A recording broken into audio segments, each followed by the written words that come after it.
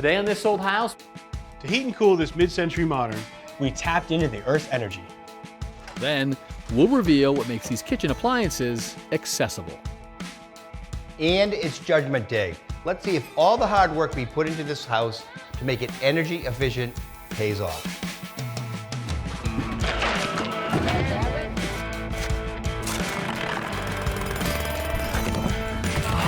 That's it.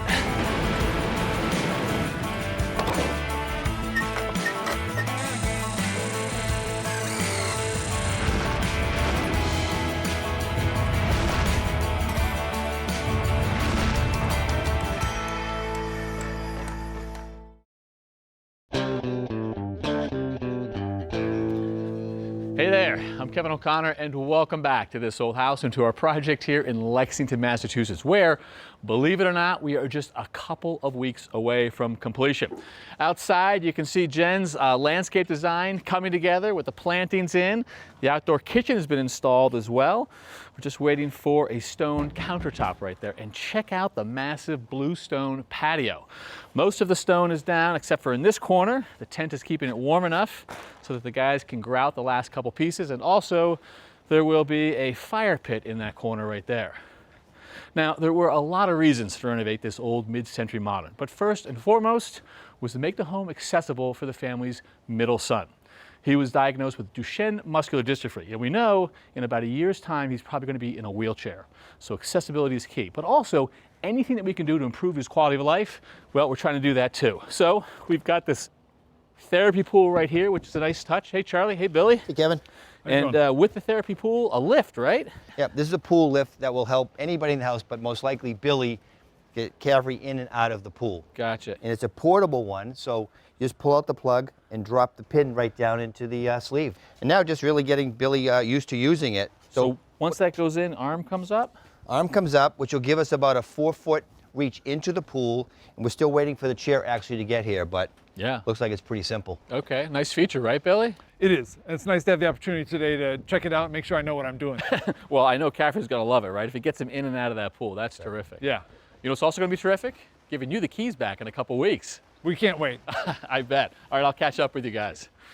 Well, as I said, accessibility is key, and one of the ways to do that is to make sure that this bluestone patio comes flush with the thresholds of the entranceway. So there is one here, there's one here, and there's a double door behind me. Now, if Charlie had taken this patio and he started it here, and then he pitched it away from the house, this is 24 feet, that means the patio would have been down about 3 inches right here. The solution was this, a center linear drain, which means that they can now pitch the patio from one side to the center and the other side to the center, so we have 2 high points, flush here and flush over there.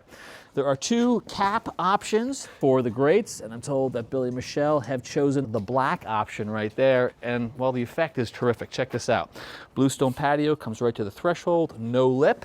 These doors, which will be controlled by a motor, will open easily, and you'll be able to come right in to the kitchen. The quartzite countertops are in with a big deep overhang. We've got some appliances going in, the hood right there. And then we've got the waterfall edge detail right there. That is a beautiful look. And then as you push forward, we come into the living room, and we've got a staircase going down to the lower level.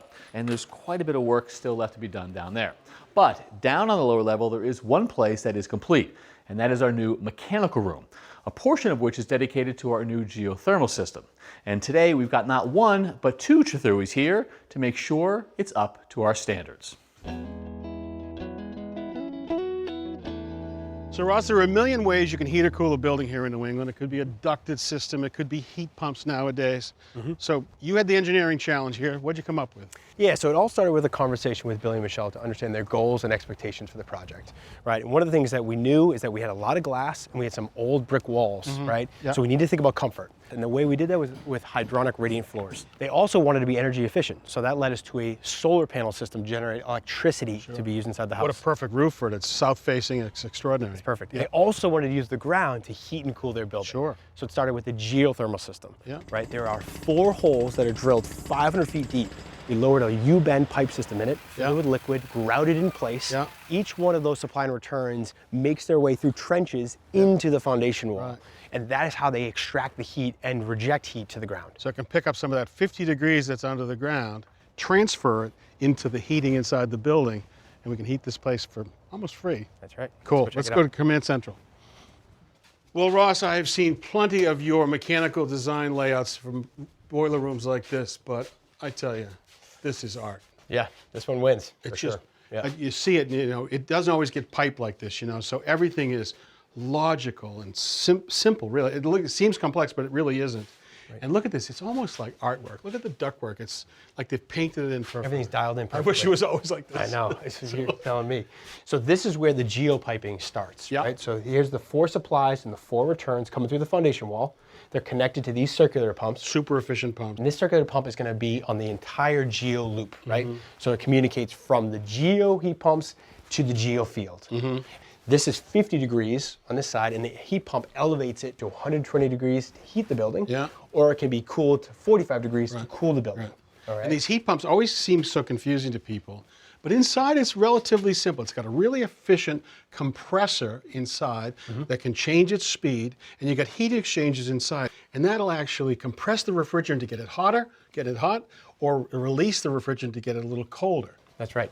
And so now we can take that 45-degree water that when we're cooling and store it in the chilled water Yeah. tank, right? So this stores nice cold water. Yeah. We can also take 120-degree water and store it in the hot tank, right, for heating the building. Right. And this tank's really interesting. This is where we store all the heated liquid that we're going to use. But the other thing is this amazing heat exchanger that goes down inside here that has potable water go through it. So fresh water comes through, comes down. It picks up the heat from that 120 stored. And now it could go to the faucets, but actually it goes over to this tank right here. This is a hybrid water heater, and that has a little element in it. But what's most important is it's got a heat pump on the top. And what that does is these rooms can be 90 degrees because you've got all the heat coming off of the pumps and the piping. And so now you'll take that, instead of having it be too hot, have it go right into the hot water, have plenty of hot water. This is going to air condition this room and take that heat and right. put it into the hot water. Right. It's Pretty smart. amazingly efficient. Pretty smart. The other thing too is that when we are taking this chilled water, right, and we're cooling the building, we're sending that over to air handlers Yeah. like this. So we have return air that's coming through a filter. Yeah. It comes through the air handler. This is our chilled water or Yeah. cooling piping. Yeah. It goes through the blower and then makes its way to the hot water coil for heating. So here's our hot water heating coil, and the air blows across it like an automobile radiator and heats the air. Now, we don't have radiant everywhere in this building, so in some cases we're going to have air handlers like this, where the thermostat's going to say, I need to be heating, and it'll use this coil, or it's going to say, I need cooling, and it'll be using this coil. And that's where you get that simultaneous heating and cooling that's important to you. You know, you look at this, it's just art, but it is a fair amount of industry. I mean, this is a big amount of money by the time you start talking about the wells and the piping and the ductwork and everything else. People would say, why? Right. What do you say to that? I mean, it does seem over the top when you first look at it, but the homeowners had a really long-term viewpoint on the project, right? They had a 50-year time horizon. And when you have a really long time horizon, the capital cost, the upfront cost doesn't matter as much. Yeah. And on top of that, because everything here runs on electricity, we size the solar panel system to generate the electricity that the heat pumps use in addition to all the circular pumps. Yeah. So effectively, they are net zero, meaning they don't have a cost to heat and cool this building. And there's a tax credit too, right? That's right, federal tax credit as well. This is the place I'm going to want to sit every time I come here, not in the living room anymore. All right, and I bet you our rating is going to be really good from our energy rater on the mechanical system, so we'll get an A+ there. Absolutely. Now I got to go check with him to see how we did on our building structure. Good luck. All right, see ya. John, you're making some great progress for us here. Thank you. Some smart looking appliances too. Very smart. Smart, and I'm told helps with accessibility. Yes, correct. So we don't have electricity in the house yet, but this will have a feature on both of these ovens that you touch a button and then the door automatically pops open. Very nice. And they also swing. These are left swing doors. Right, instead of the traditional pull down. Correct. right Yeah. there. Same on this one. And this unit is what here? This is a convection steam oven. This replaces a traditional microwave today. Very quick cooking, and it comes out very fresh with leftovers. Yep. Things like that. Terrific. Traditional built-in refrigerator with ice and water on the door. Okay. Got our nice dishwasher here, waiting on a panel for that. It's going to match the cabinetry there. Very nice. Faucet, I'm told that when the plumbing is finally connected that this is touchless as That's well. correct, yeah. So you just wave your hand over it, nothing easier than that. Correct. And then cooktop? Yep, so this is an induction cooktop. Traditional cooktops have a spot for each particular pan. Right. This cooktop does not do that. You can put a pot anywhere on this very surface nice. here. And then once we have electricity, the cooktop communicates with the hood via Wi-Fi. So when you turn the cooktop on, the hood will also turn on at the same time. No kidding. Yeah. Automatically. Yep. A lot of new technology. No one's got to reach up here or have to reach Correct. up there. If you can Everything's- control this, you can Everything's control controlled that. right here. That is Very correct. nice. All right. Looks good. I'm glad Thank you. anything that adds accessibility is helpful for our homeowners. Yes, that's All right, true. I'll let you get back to it. You got it. Thank you.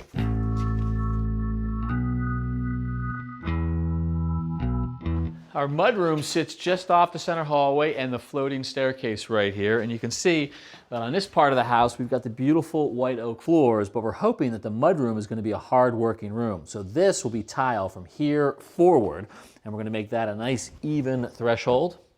The cabinetry is in, the beautiful oak seating is in, we've got a closet on that side, and eventually we're going to put a door in right here. Tom, we've got a blower door test, so we want to get this place sealed up as quickly as possible, and I'm told this is a fire door. This has to be a fire rated door. In other words, you have to have 20 to 30 minutes fire rating because this is a garage. If anything should happen in the garage, like a fire, you want to have 20 minutes to get out of the house. All right, so you got a temporary step right here, Tommy, but this is going away? It's going to go away because Caffrey is already having trouble with stairs. So eventually we're going to put a ramp in here. It's going to be sooner than later. And that will help him get up here. And then later, if he needs to wheelchair up, he can get a chair in. Walk now, wheel eventually. Right, and we'll have the special threshold, basically an accessibility threshold, which is nice and flat, so there won't be any interruption for the wheelchair or anything to trip on. So the tile is going to come and be installed right up to this level? Right, it's actually going to be a hair below this right here. I wanted the door to be slightly higher, so when they put the tile in, they can slide it under the threshold. All right, well, I got my belt. I can give you a hand. Where do you want to start? We're going to start on this side, installing our shims on the location where the butts or the hinges are. We'll make those plumb, and then we'll put the door in and against them. All right, I'll get my belt. All right, so I've got a laser set up. Now Okay. the first thing I want to do is I want to divide the opening in half, and the opening for the jamb on the door is 37 5/8. That's the size of it. Okay. We have to shim that in. So if I check the order, I get 3/4 of an inch. So I divide that in half, and that would be 3/8 of an inch from the line and 3/8 of an inch from the wall. I set up my plumb bob, or the laser light, randomly. Now if I measure from the laser light back to my division line right here, which is centering it in the opening, it's 1.5 inches right there. So that means that I want to have my shims in place so that they match up with this line right here. So I move them in and out, and as soon as that meets that line, I should be the right distance that I need, which is 1.5 inches right there, and I'll do that at all the hinge locations, making this side plumb. All right, now we'll do the top hinge right here. You take a measurement from the light. Oh, look at that. You've got a sixth sense for these things. That's right on. Yeah, sometimes you get lucky. All right here in the center hinge. All right, let's All see. right, how's that there, Sonny? Ugh, nailed it again. There Perfect. you go. All right. Okay. Just a quick check. See how we did here? Shouldn't be any space. Nice and plumb. Perfect.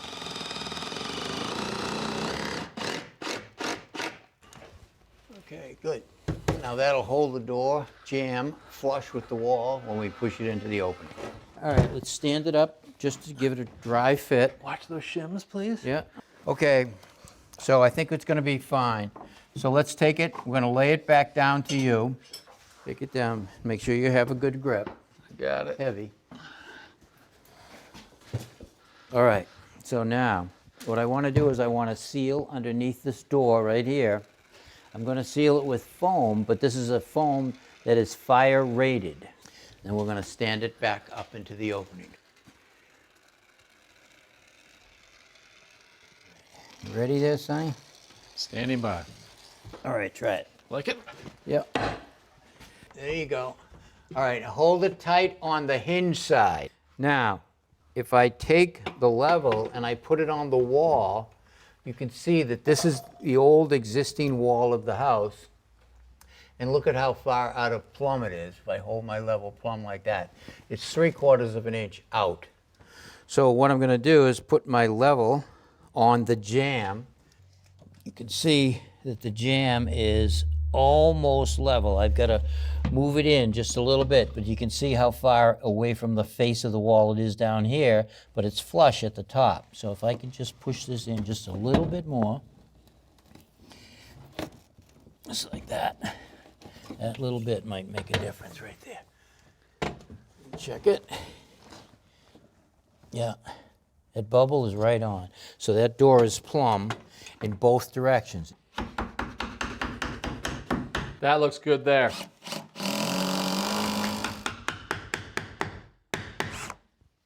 How is it there, Sonny? Speak One more, to me. hang on. All right, set a screw.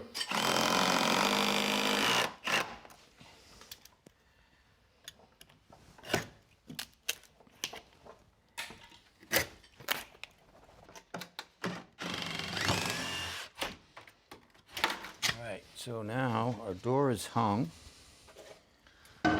level and plumb and even. Next thing we have to do is air seal the joint with the fire caulking. You good out there, Pops? Yep, I'm good. All right. Oh, look at that. Nice swing, good seal. All sealed up good. Door works good, feels good. Tape up that hole, and we're ready for the blower door test. Nice.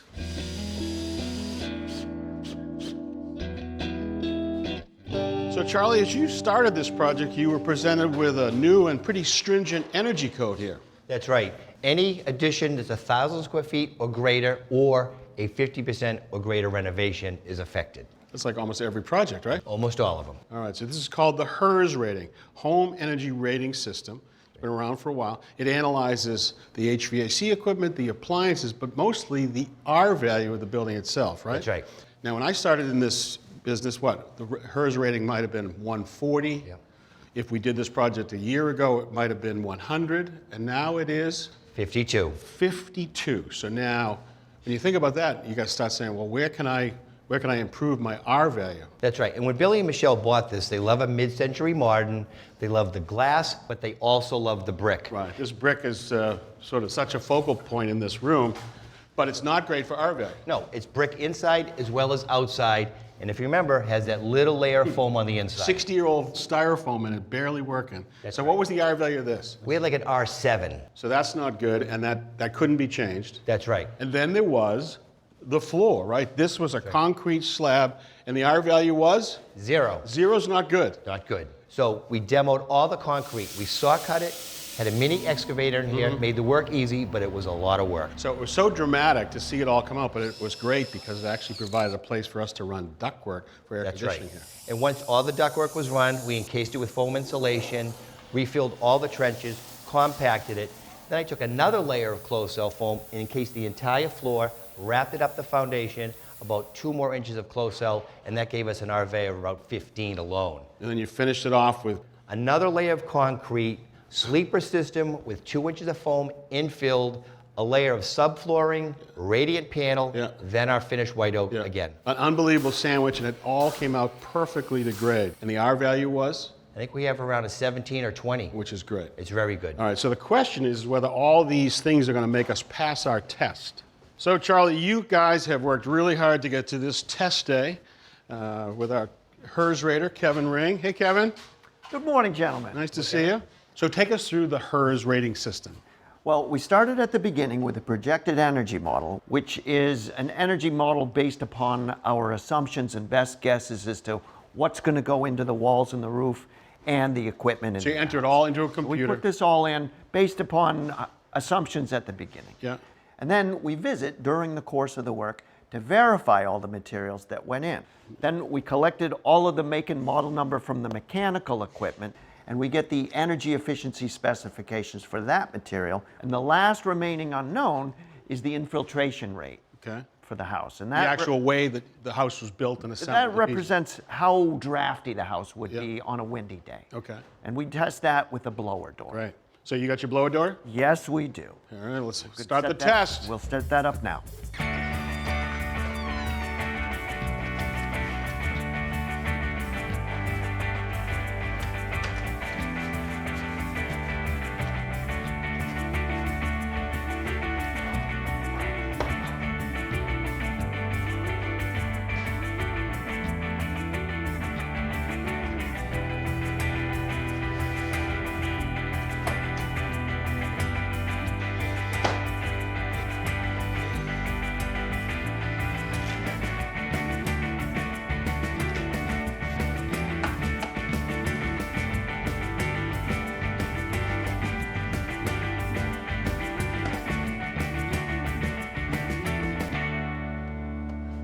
right, so blower door fan is on. So take us through this test. What the fan does is it blows air out of the house until we've achieved a pressure difference between inside and outside. That pressure difference is 50 pascals. Pascals, and that's equivalent to like a 20-mile-an-hour wind, right? Yes. And then what the fan will measure in cubic feet per minute how much air we have to blow in order to achieve that particular How much time do you pressure. need to get that reading with a big house like this? The fan takes about 10 minutes Okay. at different speeds. Yeah. All right, I'm gonna get coffee. Want coffee? Let's go.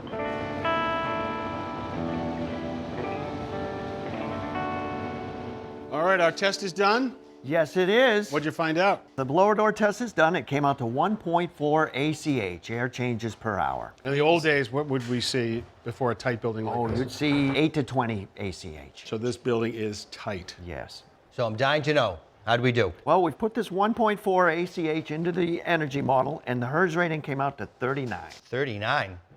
Looks like we're overachievers. Wow, you are. That's a tribute to your fine work. Well, thank you, but a lot went into it for all of us. Right. Thank you, guys. Thank you. So, you know, say you hadn't made that.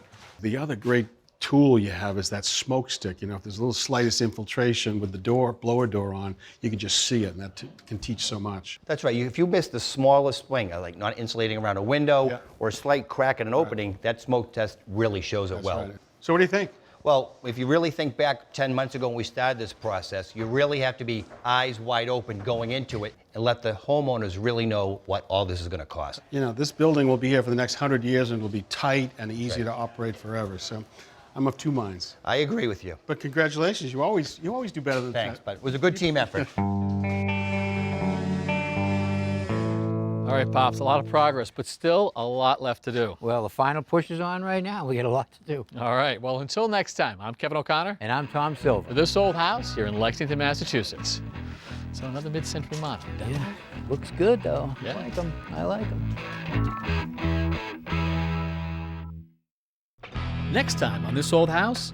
Just 10 months ago, construction began on this mid-century modern with a mission in historic Lexington, Massachusetts. The task, transform the space into an accessible home, but preserve the original character. It was a race to the finish, but move-in day is here, and it's time to find out if Charlie and his crew are ready to hand over the keys. That's next time